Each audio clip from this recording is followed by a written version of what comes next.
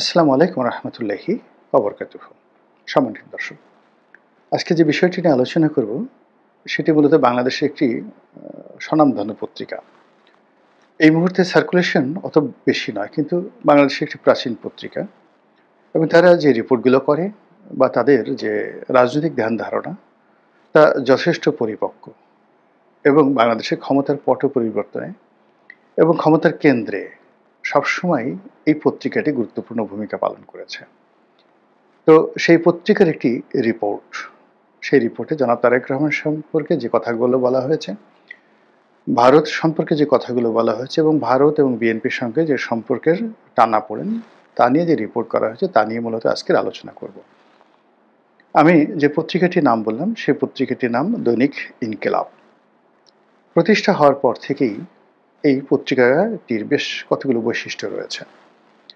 তারা ইসলামের ধারক এবং বাহক, ইসলামী তাহজিব এবং তমদ্দুন এটাকে ধারণ করার জন্য মূলত এই পত্রিকাটি প্রয়াত বা মরহুম মাওলানা মান্নান সাহেব প্রতিষ্ঠা করেন এবং শুরু থেকে পত্রিকার যে পলিসি, সেই পলিসি অনুযায়ী ইসলামপন্থীদের নিকট পছন্দের ১ নম্বর পত্রিকা।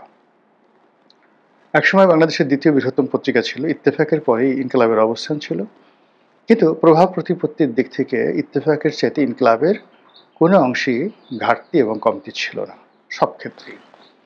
তো সময়ের বিবর্তনে সার্কুলেশনের দিকে বা অন্য জৌলুসের দিকে ঠিক সেই অবস্থা নেই, কিন্তু ইনকিলাবে যারা চাকরি করেন বা ইনকিলাবের যারা মালিক পক্ষ, তারা এখনও বাংলাদেশের রাজনীতিতে অনেকটা কিংমেকার হিসেবে নিজেদেরকে মনে করেন এবং ক্ষেত্র বিশেষে তারা সেটা করেও আসছেন। এবং অবাক করার ব্যাপার হলো যে তাদের খুবই কম সার্কুলেশন থাকা সত্ত্বেও তারা রাজনীতি সম্পর্কে যে প্রেডিক্ট করে এবং যেভাবে তারা যে দলকে বা সরকারকে সমর্থন করে, আপনি ধরে নিতে পারেন যে তাদের সেই সমর্থনের উপরে কিন্তু সরকারের স্থিতিশীলতা কিংবা কোনো দলকে যদি সমর্থন করেন, বিরোধী দলকে, সেই দলটির ক্ষমতায় আসার যে সম্ভাবনা এটা প্রকট হয়ে ওঠে। যারা প্রথম আলোকে মনে করেন যে তারা একটা এলিট শ্রেণী মেনটেন করেন, তারা ভারতের বা আমেরিকার বা পশ্চিমা যে শক্তিসমূহ রয়েছে তাদের প্রতিভ, এটা যেভাবে সত্য, একইভাবে আপনি যদি আমাদের অভ্যন্তরীণ রাজনীতির যে যেটাকে বলা হয় কিচেন ক্যাবিনেট, যেটাকে বলা হয় প্রাসাদ ষড়যন্ত্র কিংবা প্রাসাদ পলিসি, প্যালেস পলিসি, এখানে কিন্তু প্রথম আলো ঢুকতে পারে না। প্রথম আলো কখনোই গণভবনে, বঙ্গভবনে, তারপরে ক্যান্টনমেন্টের ভিতরে প্রতিষ্ঠার পর থেকে কখনো প্রভাব বিস্তার করতে পারেনি।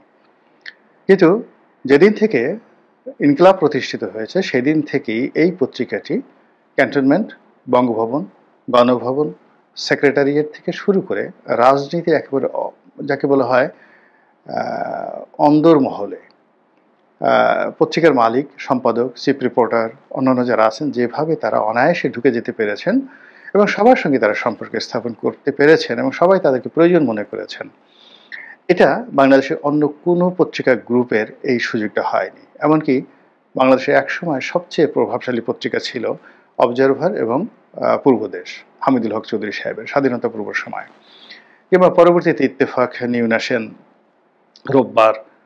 তো এই পত্রিকাগুলোর ঠিক আমি যে বিষয়গুলোর কথা বললাম ওভাবে কিং মেকার রূপে ইনকিলাবের মতো যেতে পারেনি। তো মাওলানা মান্নান সাহেবের পরে এখন এই পত্রিকার কর্ণধার জনাব বাহাউদ্দিন সাহেব, তো তার সঙ্গে বেগম জিয়ারও যেভাবে ভালো সম্পর্ক ছিল, এখনও আছে, আবার শেখ হাসিনার সঙ্গে তার ওইরকম সম্পর্ক ছিল, শেখ হাসিনার শেখ রেহানার সঙ্গে। তারপর এখন তারেক রহমান সাহেবের সঙ্গে তার যেভাবে ভালো সম্পর্ক আছে, একইভাবে জামাতের আমিরের সঙ্গে তার ভালো সম্পর্ক আছে। কিন্তু এত কিছুর মধ্যে তার পত্রিকার যে এডিটোরিয়াল বা নীতি, এই নীতির উপরে যদি আপনি ভিত্তি করেন তাহলে আপনি বুঝতে পারবেন যে আসলে এই পত্রিকার সঙ্গে বাংলাদেশের চলমান রাজনীতির যে ভবিষ্যৎ এটা আপনি বুঝতে পারবেন যদি আপনি আমার এই কথাগুলো বিশ্বাস করেন এবং ইনকিলাব সম্পর্কে আপনার কোনো ধারণা থাকে। শেখ হাসিনার পতন হবে, একটা সময় শেখ হাসিনার সঙ্গে একেবারে যেটিকে বলা হয় দহরম মহরম সম্পর্ক ছিল ইনকিলাবের। তো ইনকিলাব তখন স্বাভাবিকভাবে একটা পত্রিকা হিসেবে শুধু চলেছে, আওয়ামী লীগের বিরুদ্ধে তারা ওইভাবে শক্ত অবস্থানে যায়নি। এর কারণ হলো শেখ হাসিনার সঙ্গে বাহাউদ্দিন সাহেবের একটা ভালো সম্পর্ক ছিল। পরবর্তীতে সেই সম্পর্কটা ভালো ছিল না মন্দ ছিল বা কোন অবস্থা ছিল এটা আমি বলতে পারবো না, কিন্তু শেখ হাসিনার পতনের কয়েক বছর আগের থেকে কিন্তু ইনকিলাব ইন্টেলেকচুয়াল লেভেলে যে রিপোর্টিংগুলো করেছে, ইনকিলাব যেভাবে তাদের যে কানেক্টিভিটি রয়েছে, তাদের পত্রিকা এবং একই সঙ্গে তাদের একটা সংগঠন আছে জমিয়াতুল মুদাসসিরিন, বাংলাদেশের সমস্ত মাদ্রাসার শিক্ষকদের একটি সংগঠন।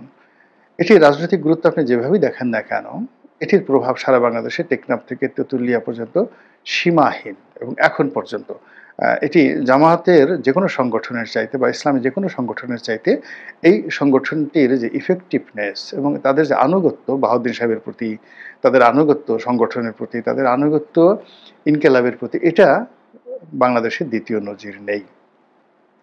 তো সেই দিক থেকে যে আওয়ামী লীগের ইসলামপন্থীদের সঙ্গে যে সম্পর্কটা ছিল, এই সম্পর্কটার ক্ষেত্রে ইনকিলাব হয়তো গুরুত্বপূর্ণ ভূমিকা পালন করেছিল 2010-11-12 সন পর্যন্ত।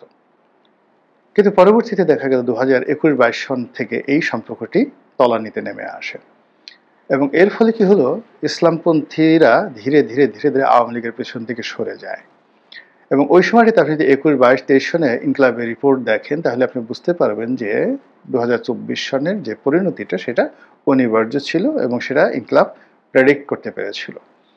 আবার এই যে গত 1 বছর 14 মাসে, তো গত 14 মাসে আমি হঠাৎ করে লক্ষ্য করলাম যে ইনকিলাবের যত রিপোর্টগুলো রয়েছে সব রিপোর্টগুলো হলো একেবারে প্রো বিএনপি এবং বিএনপির দৈনিক দিনকাল যে সার্ভিস মানে বিএনপিকে দেয়নি, তার চেয়ে অনেক ভালো সার্ভিস তারেক রহমান সাহেবকে, বিএনপিকে, বাহাউদ্দিন সাহেব এবং তার পরিবার এবং তার এই পত্রিকা দেওয়ার চেষ্টা করেছে।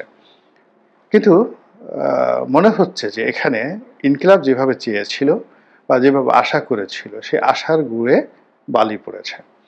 ইনকিলাব বিএনপিকে যেভাবে আগামীর ক্ষমতাধর বা আগামীতে তারা ক্ষমতা পরিচালনা করবে এই ব্যাপারে তাদের যে ক্যালকুলেশনটা ছিল, তাদের যে রাজনীতির অভিজ্ঞতা, সেই অভিজ্ঞতার কারণে এখন তারা মনে করছে বিএনপির জন্য সেই সম্ভাবনাটা নেই। এরই প্রেক্ষিতে অতি সম্প্রতি দেখলাম যে তাদের একটা বেশ লিড নিউজ, সেই লিড নিউজ হলো তারেক রহমান সাহেবকে দিল্লি কোনো অবস্থাতেই ক্ষমতায় আসতে দিতে চায় না, এই ধরনের একটি বক্তব্য। আমি পুরো রিপোর্টটা পড়িনি, হেডলাইনটা শুধু দেখেছি। রিপোর্টে যাই থাকুক না কেন, আমি যেহেতু ইনকিলাবের সেই রিপোর্টিং, তাদের যারা কর্মকর্তা রয়েছেন, সাংবাদিক রয়েছেন, মালিক পক্ষ রয়েছেন, সবাইকে চিনি, ফলে আমি বুঝতে পারি যে সেখানে কি হচ্ছে।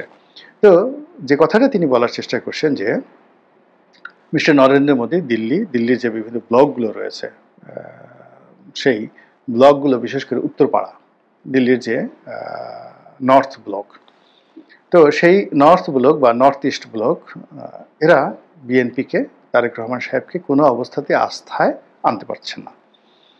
এর কারণটা হলো যে রাজনীতিতে প্রেডিকশন এটা বিরাট ফ্যাক্টর এবং রাজনীতিতে কনসিস্টেন্সি, ধারাবাহিকতা রক্ষা করা একটা বিরাট বিষয়। কমান্ডিং থাকা এবং কমিটমেন্ট থাকা। আপনি জবান দিয়েছেন তো জবান রক্ষা করতে হবে। আপনি দাঁড়িয়ে আছেন তো বাপের বেটার মতো দাঁড়িয়ে থাকতে হবে। কিন্তু সকালে আপনি ডান দিকে হেলবেন, বিকেলে বাম দিকে হেলবেন, সকালে আমেরিকা যাবেন, সন্ধ্যার সময় ইসলামাবাদ যাবেন, বিকেলবেলা বলবেন যে না আমার কোনোটাই দরকার নেই, আমার বাংলাদেশ হলেই চলবে, জনগণ হলেই চলবে, ভোটার হলেই চলবে। আবার একটু পরে মনে হবে না ইউনূসের আনুকূল্য দরকার আছে, তারপরে মনে হবে না এনসিপির সাথে বন্ধুত্ব দরকার আছে। আবার আরেকটা সময় মনে হতে পারে ছোট ছোট রাজনৈতিক দলগুলো সবার সঙ্গেই সম্পর্ক দরকার আছে। এই যে রাজনীতির আনপ্রেডিক্টেবল থিঙ্কিং অ্যান্ড অ্যাটিটিউড, এটা রাজনীতির জন্য একটা ভয়ঙ্কর বিষয়।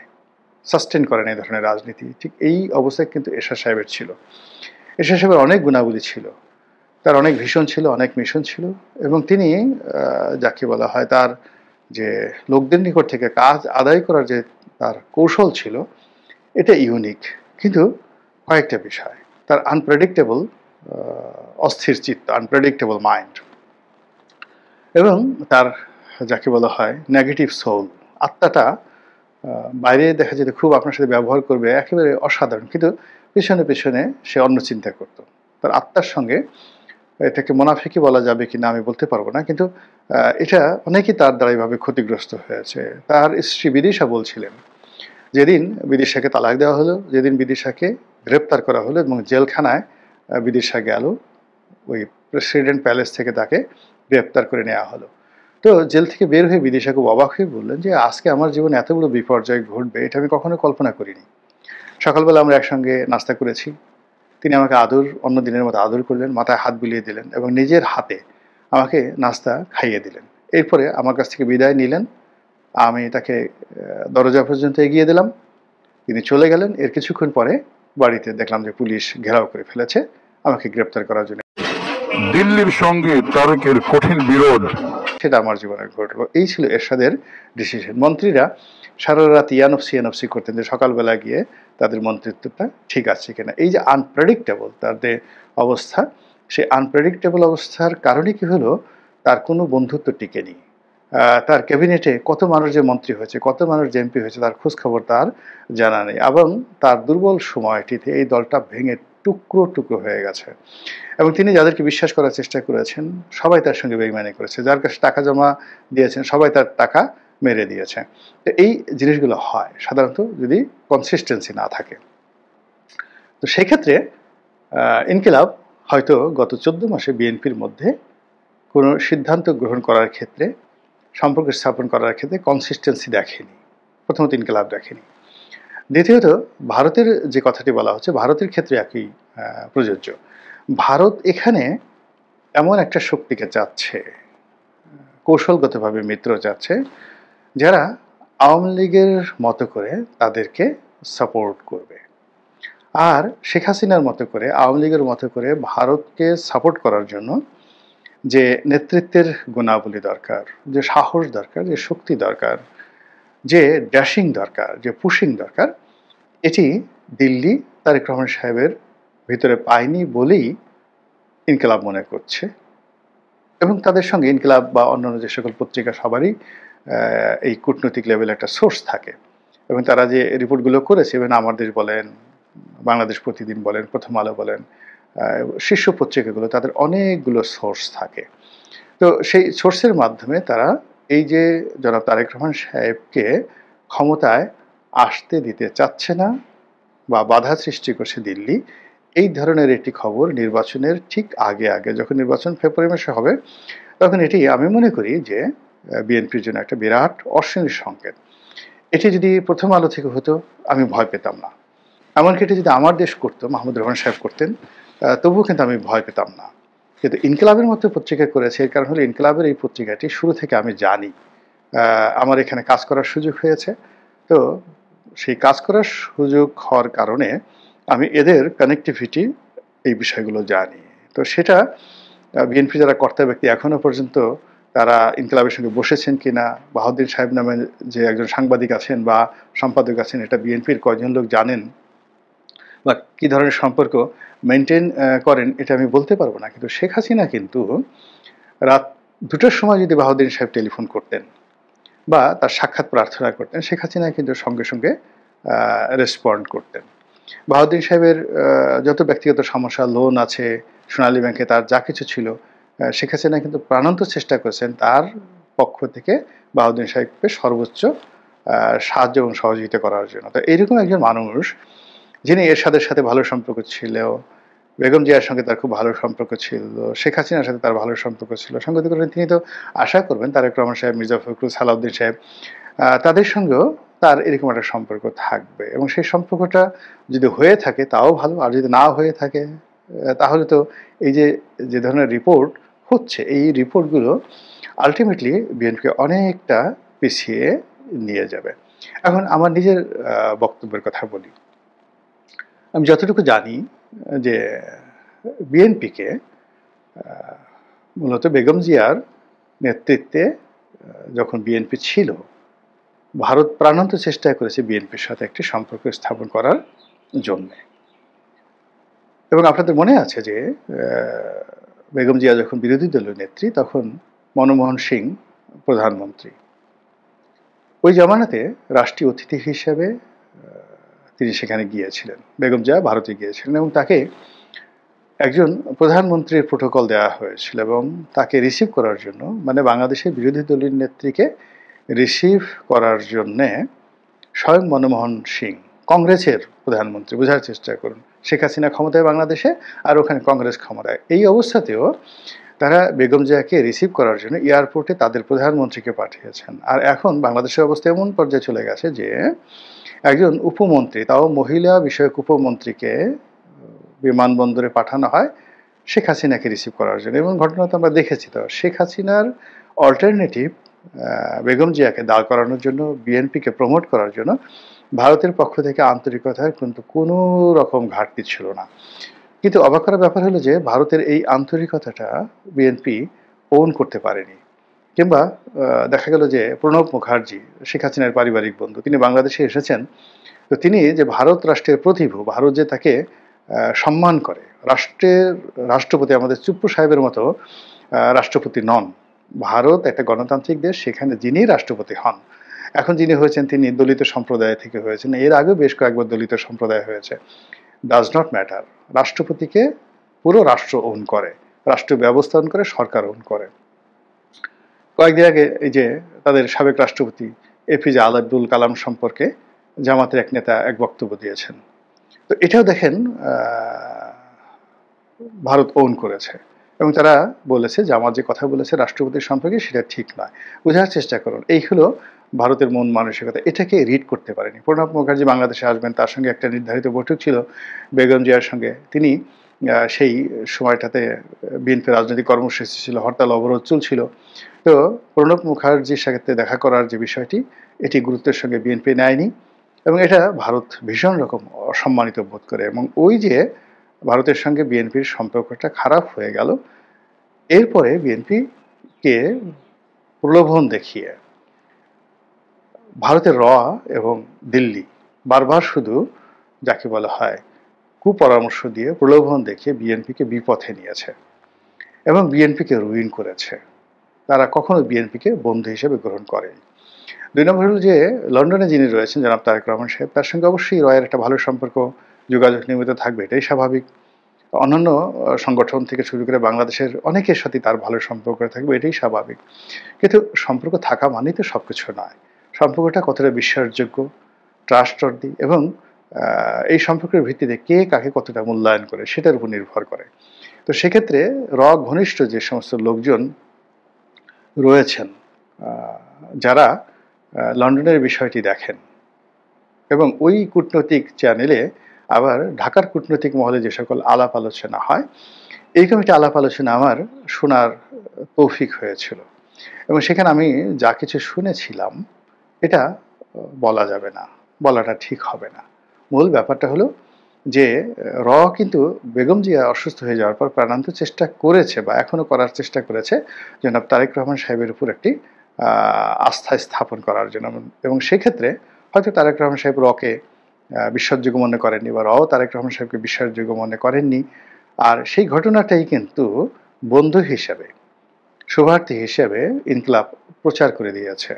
এখন এটাকে বিএনপি নেতিবাচক হিসেবে নিতে পারে বা এটাকে পরীক্ষামূলকভাবে গ্রহণ করে এটাকে কি করে সমাধান করা যায়, বা অথবা এটাকে জেহাদ হিসেবে নিতে পারে যে না, আমরা আমাদের যে যোগ্যতা রয়েছে, জনগণের ভোট রয়েছে, নিজস্ব শক্তিমত্তা রয়েছে, এটা দিয়ে আমরা ক্ষমতায় আসবো, আমাদের ভারত কিছু দরকার নেই, দিল্লি ফিল্লির গোষ্ঠী মারি এবং আমরা কি সমস্ত আমরা একেবারে যদি পাই একটা বানিয়ে দেবো, রীতিমতো চাপ দিয়ে বানিয়ে দেবো, এই কথা বলতে পারে অনেকে, সেটা তাদের ব্যক্তিগত বিষয়। তবে আমি যেটি মনে করি যে এখন বাংলাদেশের ভূখণ্ড নিয়ে, রাজনীতি নিয়ে যে আন্তর্জাতিক রাজনীতি চলছে, যে আন্তর্জাতিক চক্রান্ত চলছে, যে আন্তর্জাতিক প্রভাব প্রতিপত্তির যে ঝড় বইছে বাংলাদেশে, সেক্ষেত্রে যারাই আগামীতে ক্ষমতায় আসবেন তাদের কেবলই মাত্র একটা বা দুটো বিষয়ের উপর নির্ভর করলে চলবে না, অনেকগুলো বিষয়কে প্রিভিলেজ দিয়ে, পাত্তা দিয়ে, তারপরে অনেকগুলো বিষয়গুলোকে ম্যানেজ করে, তারপরে একটা মাস্টার প্ল্যান তৈরি করে সেটার দ্বারা নিজেরা যে কাজকর্ম করবেন সেটার মধ্যে একটা ধারাবাহিকতা, কনসিস্টেন্সি বজায় রেখে, তাহলেই তাদের পক্ষে কাঙ্ক্ষিত মাকাম অর্থাৎ নির্বাচনের বৈতরণী পার হওয়া সম্ভব হবে। অন্যথায় ইনকিলাব যেটা বলেছে সেটি হয়তো বাস্তব রূপ লাভ করবে। মহান আল্লাহ আমাদের সবাইকে হেদায়েত দান করুন এবং হেফাজত করুন। আসসালামু আলাইকুম ওয়া রাহমাতুল্লাহি ওয়া বারাকাতুহু।